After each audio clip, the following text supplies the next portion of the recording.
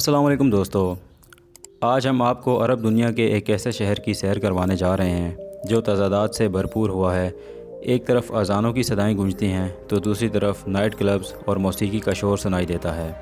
ایک طرف مذہبی مقامات ہیں تو دوسری طرف وہ سرگرمیاں بھی نظر آتی ہیں جنہیں اکثر معاشرے میں ناپسند کیا جاتا ہے۔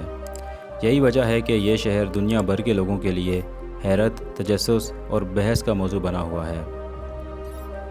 کہا جاتا ہے کہ اس شہر میں آزادی کا تصور اس قدر وسیع ہے کہ یورپ کے کئی ممالک بھی اس کے سامنے پیچھے رہ جائیں۔ یہاں دنیا کے مختلف حصوں، یورپ، امریکہ اور دیگر عرب ممالک سے لوگ آتے ہیں، کوئی سیاحت کے لیے، کوئی کاروبار کے لیے، اور کچھ لوگ صرف یہاں کی رنگین زندگی کو قریب سے دیکھنے کے لیے آتے ہیں۔ لیکن سوال یہ ہے کہ آخر اسرائیل اس شہر پر نظر کیوں رکھتا ہے؟ کیوں یہ شہر بار بار تباہ ہونے کے باوجود دوبارہ کھڑا ہو جاتا ہے؟ کیوں اسے کبھی نہ مرنے والا شہر کہا جاتا ہے؟ اور یہاں کون سی ایسی تاریخی اور مذہبی حقیقتیں چھپی ہوئی ہیں جو آج بھی لوگوں کو حیران کرتی ہیں؟ دوستو، اگر آپ چینل پر نئے ہیں، چینل کو سبسکرائب کیجئے۔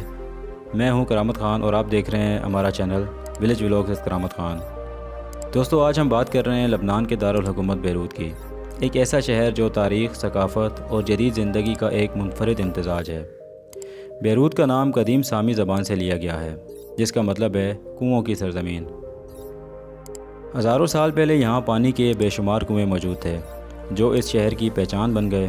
بحیرہ روم کے کنارے واقع یہ شہر اپنی قدرتی خوبصورتی، نیلے پانیوں اور دلکش مناظر کی وجہ سے دنیا بھر کے سیاحوں کو اپنی طرف کھینچتا ہے۔ ایک وقت تھا جب بیروت کو مشرق کا پیرس کہا جاتا تھا۔ اس کی وجہ یہاں کی یورپی طرز زندگی، جدید طرز تعمیر اور فیشن سے لگاؤ تھا۔ آج بھی یہاں کے لوگ فیشن کے معاملے میں کافی آگے ہیں اور اسی لیے اسے عرب دنیا کا فیشن ہب بھی کہا جاتا ہے۔ بیروت کی سب سے حیران کن بات یہ ہے کہ یہ شہر کئی بار مکمل طور پر تباہ ہو چکا ہے، لیکن ہر بار پہلے سے زیادہ مضبوط ہو کر دوبارہ آباد ہوا۔ اسی لیے اسے فینکس سٹی بھی کہا جاتا ہے، یعنی وہ شہر جو اپنی راکھ سے دوبارہ زندہ ہو جاتا ہے۔ جنگیں، دھماکے، قدرتی آفات، سب کچھ اس شہر نے دیکھا، لیکن اس کے باوجود اس کی زندگی کبھی رکی نہیں۔ اگر یہاں کے لوگوں کی بات کر لی جائے تو لبنانی عوام کو مشرق وسطیٰ میں تعلیم یافتہ اور کھلے ذہن کے عامل افراد میں شمار کیا جاتا ہے۔ یہاں مسلمان اور عیسائی ایک ساتھ رہتے ہیں اور یہی مذہبی تنوع اور شہر کی خوبصورتی کو مزید بہتر بڑھاتا ہے۔ دلچسپ بات یہ ہے کہ یہاں کے لوگ اکثر ایک ہی جملے میں عربی، فرانسیسی اور انگریزی تینوں زبانیں بول لیتے ہیں۔ بیروت کی تاریخ ہزاروں سال پرانی ہے۔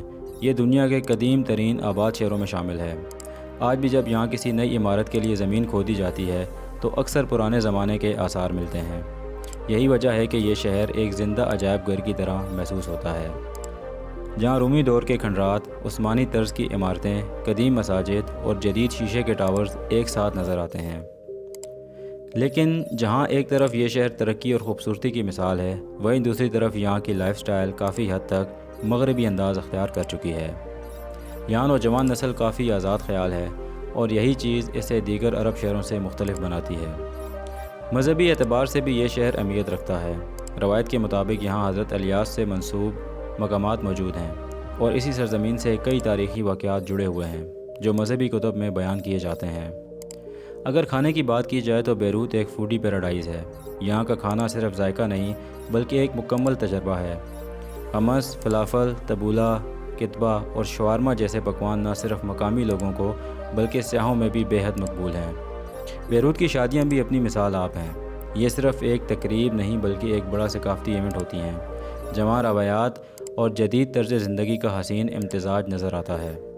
دبکے رقص، خوبصورت سجاوٹ، لذیذ کھانے اور مہمان نوازی، یہ سب مل کر ان تقریبات کو یادگار بنا دیتے ہیں۔ ایک عام غلط فہمی یہ ہے کہ لبنان تیل سے مالا مال ہے، لیکن حقیقت میں ایسا نہیں۔ یہاں کے معیشت زیادہ تر بینکنگ، سیاحت، تجارت اور سروسز سیکٹر پر منحصر ہے۔ البتہ بحیرہ روم کے نیچے قدرتی گیس کے ذخائر امکانات ضرور پائے گئے ہیں جن پر ابھی تحقیق جاری ہے۔ ٹرانسپورٹ کے لحاظ سے بیروت میں میٹرو یا ٹرام موجود نہیں۔ یہاں زیادہ تر لوگ مائکرو بسوں اور ٹیکسیوں کا استعمال کرتے ہیں۔ ٹریفک یہاں ایک بڑا مسئلہ ہے اور ہارن بجانا تو جیسے یہاں کی ڈرائیونگ کا کلچر حصہ بن چکا ہے۔ اور پھر 2020 میں ایک ایسا ہولناک دھماکہ ہوا جس نے نہ صرف بیروت بلکہ پوری دنیا کو ہلا کر رکھ دیا۔ اس واقعے نے شہر کی معیشت اور انفراسٹرکچر کو شدید نقصان پہنچایا، لیکن ایک بار پھر بیروت نے خود کو سنبھالا اور دوبارہ کھڑا ہونا شروع کر دیا۔